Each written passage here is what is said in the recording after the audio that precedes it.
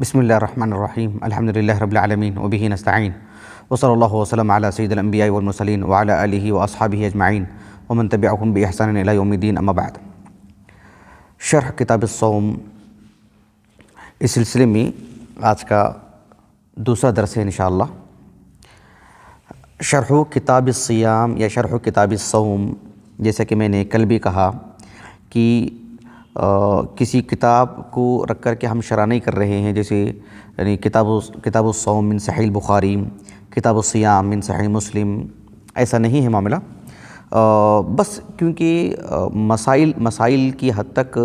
ہم اس کو بیان کر رہے ہیں، مستقل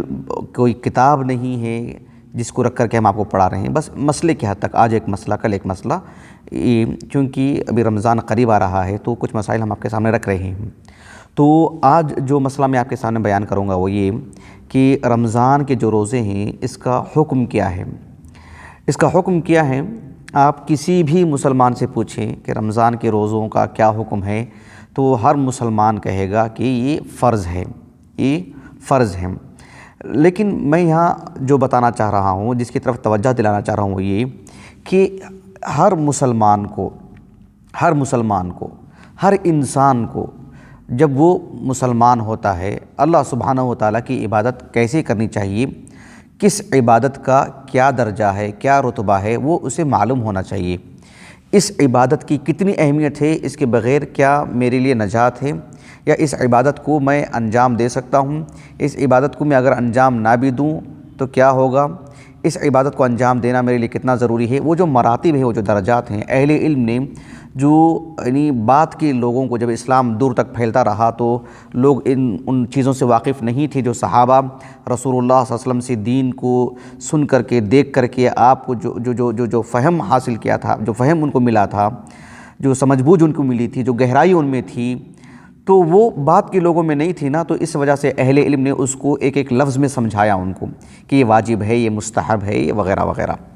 بہرحال تو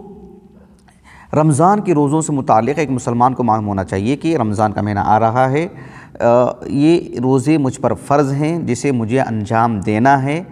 اس سلسلے میں یہ بات تو ہمیں معلوم ہوتی ہے، ساتھ میں ایک مسلمان کے لیے یہ بھی ضروری ہے، کوشش کرے اس بات کی، مثلا کسی کی عمر 40 سال کی ہے، پچھلے وہ مان لیجیے کہ 30 سال سے روزے رکھتے آ رہا ہے، اور اس بات سے واقف ہوتے ہوئے کہ رمضان کے روزے فرض ہیں، اس سال اس بات کی کوشش کر لے کہ جو ہے رمضان کے روزے فرض ہیں، تو یہ جو فرضیت کا جو حکم ہمیں ملا ہے، اس کے دلائل کیا ہیں، وہ دلائل بھی تمہیں معلوم کر لوں، وہ دلائل بھی تمہیں یاد کر لوں، وہ اس سال کوشش کر لے، یہ بات ہونی چاہیے۔ اس سلسلے میں قرآن مجید سے، احادیث مبارکہ سے یہ بات ثابت ہے کہ رمضان کے روزے فرض ہیں، اس پر اہل علم کا، امت مسلمہ کے علماء کا اجماع ہے اس بات پر، عقلاً بھی یہ ثابت ہے، میں آگے بتاؤں گا آپ کو انشاءاللہ۔ قرآن مجید سے جو آیات ہیں، مثلا اللہ رب العالمین نے سورۃ البقرہ میں بیان فرمایا، یا ایھا الذین آمنوا کتب علیکم الصیام کما کتب علی الذین من قبلکم لعلکم تتقون۔ یا ایھا الذین آمنوا کتب علیکم ای فرض، تم پر روزے فرض کر دیے گئے ہیں۔ اب کیا کرنا ہے، ایک مسلمان کے لیے ضروری ہے کہ وہ جانتا ہے کہ رمضان کے روزے فرض ہیں، تو اس آیت کریمہ کو وہ یاد کر لے، یا کم از کم قرآن کھول کر کے ایک مرتبہ دیکھ لے کہ ہاں اس دلیل کی بنیاد پر ہمارے لیے روزے فرض کیے گئے ہیں، فرض ہونا ثابت ہوتا ہے۔ اللہ رب العالمین نے اس کی بعد والی آیت کریمہ میں بیان فرمایا، اس کی بات یعنی ایک آیت کے بعد پھر ایک اور آیت کہ من شہد منکم الشہر فمن شہد منکم الشہر فلیصم، کہا کہ فلیصم کہا رب العالمین نے، تو فلیصم جو کہا نا رب العالمین نے، یہ بھی صیغۃ الامر کی ایک شکل ہے، ایک نوعیت ہے، افعل جیسے ہم کہتے ہیں، تو ویسے لیفعل جیسے فلیعبدوا رب ھذا البیت ہے، یہ بھی ایک صیغۃ الامر ہے، کہا کہ فلیصم، یعنی رمضان کے روزے آ جانے کے بعد اگر کوئی ان دنوں کو پا لیتا ہے تو پھر اس کے لیے چاہیے کہ وہ روزہ رکھے، وہ کیا کرنا چاہیے، اس کو روزہ رکھنا چاہیے۔ تو اللہ سبحانہ و تعالیٰ نے اس میں روزے کو فرض ہونا بتایا ہے۔ احادیث بھی ہے اس سلسلے میں، بہت ہی معروف حدیث ہے، اور تقریباً لوگ اس حدیث مبارکہ سے واقف رہتے ہیں۔ حدیث مبارکہ متفق علیہ ہے، صحیح بخاری اور صحیح مسلم دونوں میں کتاب الایمان میں یہ حدیث موجود ہے۔ عبداللہ بن عمر بن خطاب رضی اللہ عنہ اس حدیث کے راوی ہیں۔ میں آپ کو یہ حدیث مبارکہ صحیح مسلم سے سنا رہا ہوں، کیوں؟ اس کی وجہ میں آپ کو بتاؤں گا۔ عبداللہ بن عمر بن خطاب رضی اللہ عنہما کہتے ہیں کہ اللہ کے رسول نے کہا صلی اللہ علیہ وسلم، بنی الاسلام علی خمسۃ، کہا کہ علی ان یوحد اللہ، اسلام کی بنیاد 5 چیزوں پر قائم ہے۔ پہلی بات یہ ہے کہ اللہ سبحانہ و تعالیٰ کی وحدانیت کا وہ اقرار کرے کہ اللہ رب العالمین ہمارے رب ہیں، تو وہی معبود برحق ہیں، ہم اس کی دین کو قبول کرتے ہیں، اس کی رضامندی اور اس کے غصے کا ہمیں لحاظ کرنا ہوگا، اس کی رعایت کرنا ہوگا، اسی کے موافق زندگی گزارنا ہوگا۔ اللہ رب العالمین کی توحید اور رسالت یہ لازم و ملزوم چیزیں ہیں۔ اللہ کے رسول صلی اللہ علیہ وسلم کی جو رسالت ہے، جب ہم کہتے ہیں کہ جو ہے اتدرون ما الایمان باللہ، حدیث میں ہی نہیں، حدیث وفد عبد القیس میں، اتدرون ما الایمان باللہ، اللہ پر ایمان لانے کا مطلب کیا معلوم ہے؟ انہوں نے کہا کہ اللہ و رسولہ عالم، تو آپ صلی اللہ علیہ وسلم نے دونوں باتیں بیان فرمائیں کہ اللہ پر ایمان لانے کا مطلب یہ ہے کہ اللہ تعالیٰ کی توحید کو قبول کیا جائے اور اللہ کے رسول محمد کو اللہ کا رسول مانا جائے، یہ دونوں چیزیں اس کے اندر داخل ہیں۔ تو کہا کہ علی ان یوحد اللہ و اقام الصلاۃ و ایتاء الزکاۃ و صوم رمضان والحج۔ تو صوم رمضان کو ارکان دین، یہ واجبات میں سے ارکان دین میں پیش کیا اللہ کے رسول نے اس کو صلی اللہ علیہ وسلم۔ یہ جو حدیث مبارکہ ہے صحیح مسلم کی، یہ حدیث سنانے کے بعد ایک شخص وہاں پر تھے، وہ شخص کون ہے؟ ابن حجر رحمہ اللہ نے فتح الباری میں امام ابو بکر البیہقی رحمہ اللہ کے حوالے سے لکھا کہ ان کا نام حکیم تھا۔ انہوں نے یہ کہہ دیا کہ والحج و صوم رمضان، عمر بن خطاب رضی اللہ عنہ نے اللہ کے رسول سے کس حوالے سے پیش کیا، کس ترتیب سے پیش کیا؟ وَإِقَامِ الصَّلَاةِ وَإِيتَاءِ الزَّكَاةِ وَصَوْمِ رَمَضَانَ وَالْحَجِّ، لیکن وہ صاحب نے کیا کہا؟ وَالْحَجِّ وَصَوْمِ رَمَضَانَ۔ تو عبداللہ بن عمر بن خطاب رضی اللہ عنہ نے کہا کہ لا، وَصِيَامِ رَمَضَانَ وَالْحَجِّ هَكَذَا سَمِعْتُ مِن رسول اللہ صلی اللہ علیہ وسلم، میں نے اللہ کے رسول سے تو اس ترتیب سے سنا ہے۔ بات واضح ہو گیا آپ کو؟ لیکن صحیح بخاری میں الحج کا لفظ پہلے ہے، صوم رمضان کا لفظ بعد میں ہے، تو یہ اس کا تعلق ہے الروایہ بالمعنی سے۔ امام یہ جو صحابی ہیں عبداللہ بن عمر بن خطاب رضی اللہ عنہما، ان سے جو صاحب نے روایت سنی ہے، ان سے سعد بن عبیدہ السلمی یا سعد بن عبیدہ السلمی، انہوں نے اس حدیث کو ان سے سنا ہے۔ اور ساتھ میں ایک اور صاحب ہے، ان کا نام ہے عکرمہ بن خالد المخزومی، انہوں نے بھی اس حدیث کو سنا ہے۔ لیکن جب عبداللہ بن عمر بن خطاب رضی اللہ عنہ نے اس آدمی کو جب تنبیہ کی اور کہا کہ نہیں ہاکذا سمعت من رسول اللہ صلی اللہ علیہ وسلم، اس تنبیہ سے یا تو یہ متنبہ نہیں ہو پائے عکرمہ بن خالد، یا اس وقت وہ نہیں تھے۔ صحابی تو اللہ کے رسول سے جیسے سنے انہوں نے ویسا سنا دیا، لیکن عکرمہ بن خالد سے یہ چوک ہوئی کہ اس تنبیہ سے وہ واقف نہیں ہو پائے۔ لیکن اس سے کوئی عقادی اعتبار سے مسئلے میں کوئی درار نہیں آتا، اس سے الروایہ بالمعنی سے متعلق مستقل ایک موضوع ہے۔ تو امام بخاری رحمہ اللہ نے اسی کی رعایت کی، اور جو صحیح بخاری میں حدیث ہے اس میں صوم رمضان کا لفظ پہلے ہے، الحج کا لفظ پہلے ہے، صوم رمضان کا لفظ بعد میں ہے، تو اسی ترتیب سے کتابیں بھی ہیں صحیح بخاری میں، کتاب الحج پہلے ہے، کتاب الصوم بعد میں ہے۔ صحیح مسلم اس کا عکس اس حدیث کے موافق۔ بہرحال اب دیکھیں گے کہ یہی حدیث مبارکہ صحیح بخاری میں بھی ہے ایک اور جگہ پر، اس میں کتاب الصوم کا لفظ الزکوٰۃ سے بھی پہلے ہے، تو یہ بات بالکل مؤکد ہو جاتی ہے کہ جو ہے الروایہ بالمعنی والی بات ہے۔ بہرحال تو یہ حدیث مبارکہ اصل کی حیثیت رکھتی ہے کہ رمضان کے روزے فرض ہیں۔ ایک اور حدیث مبارکہ ہے صحیح بخاری کی کتاب الصوم میں، صحیح مسلم کی کتاب الایمان میں،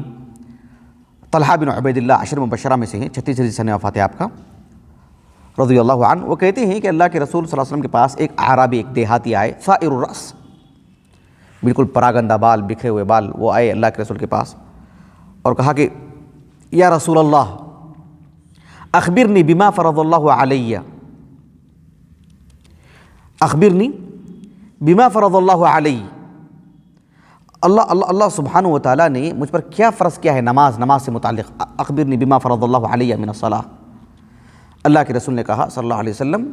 الصلوات الخمس الا ان تطوع شیئا، 5 وقتہ نمازیں ہیں، 5 وقت کی نمازیں، تم تطوع نوافل پھر تم زائد پڑھنا چاہتے ہو تو جو نوافل مؤکدہ ہیں، جو غیر مؤکدہ ہیں، سب اس کے اندر آ جاتے ہیں، پھر وہ آپ کی طاقت پر ہے۔ اچھا کہا کہ اخبرنی بما فرض اللہ علی من الصیام،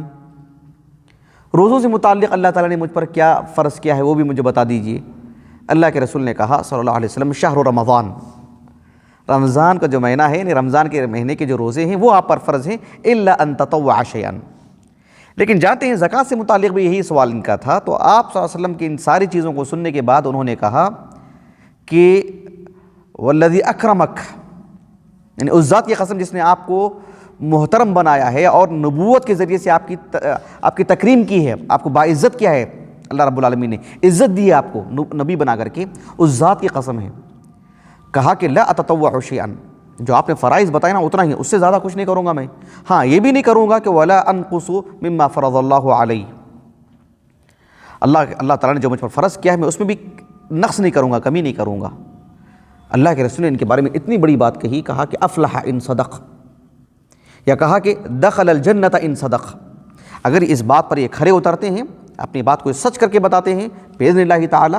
تو پھر ان کے لیے جنت ہے، میرے کامیاب ہو گئے۔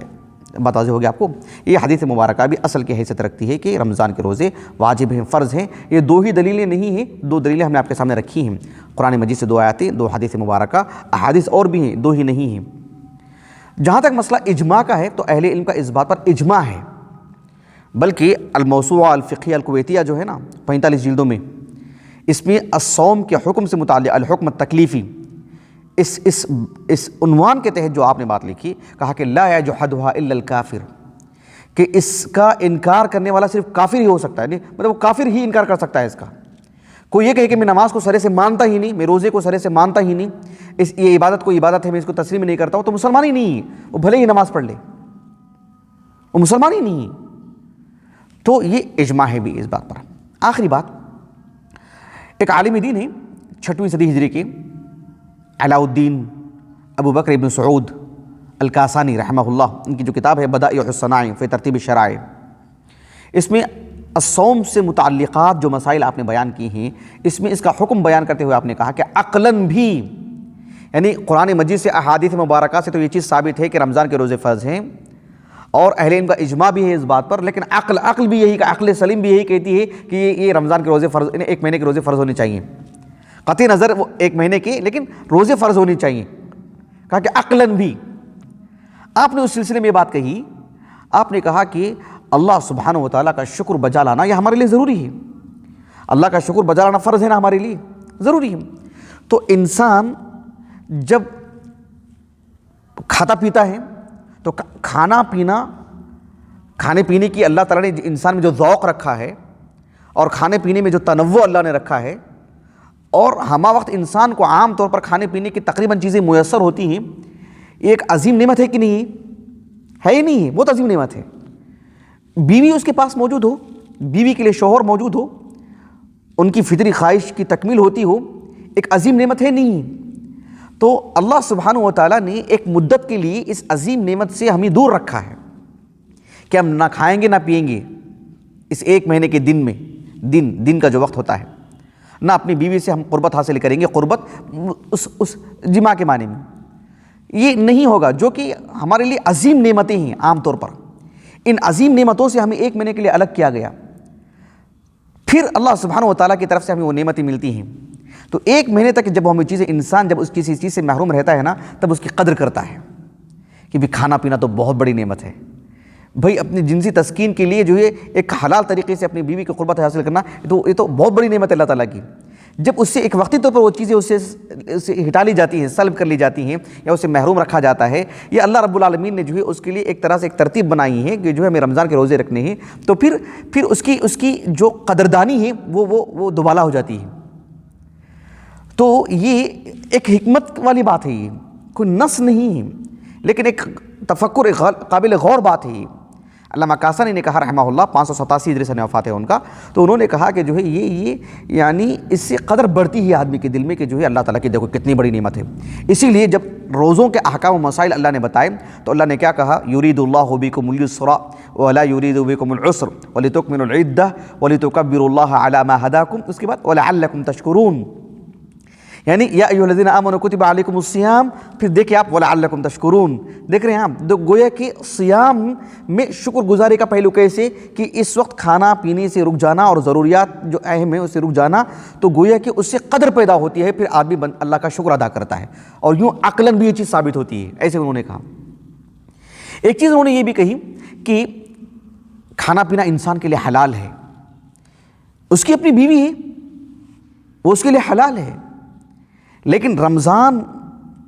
کے اس مہینے میں، رمضان کے دن میں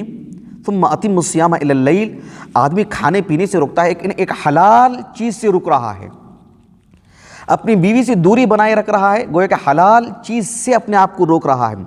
کیوں روک رہا ہے؟ کیوں روک رہا ہے؟ اللہ رب العالمین کی رضا کے لیے، اللہ کے حکم کے لیے، اللہ سبحانہ و تعالیٰ کی فرما برداری میں، اللہ رب العالمین کی خوشنودی حاصل کرنے کے لیے، اللہ کی رضا کے لیے، اللہ کی جنت کے لیے ایک وقتی طور پر حلال چیز سے وہ رک رہا ہے، تو اللہ رب العالمین کی رضا کے لیے، اللہ کی جنت کے لیے حرام چیز سے بدرجہ اولا رکنا چاہیے، تو عقلاً بھی یہ چیز ثابت ہوتی ہے، ایسے انہوں نے کہا۔ اسی لیے اللہ نے کہا یا ایھا الذین آمنوا کتب علیکم الصیام کما کتب علی الذین من قبلکم لعلکم تتقون۔ بہرحال عقلاً بھی انہوں نے یہ چیز ثابت کی، تو روزے کا یہ حکم ہے۔ انشاءاللہ کل ہم کچھ اور مسائل لے کر آپ کے سامنے آئیں گے باذن اللہ تعالی۔ سبحانک اللہم و بحمدک، اشہد ان لا الہ الا انت، استغفرک و اتوب الیک۔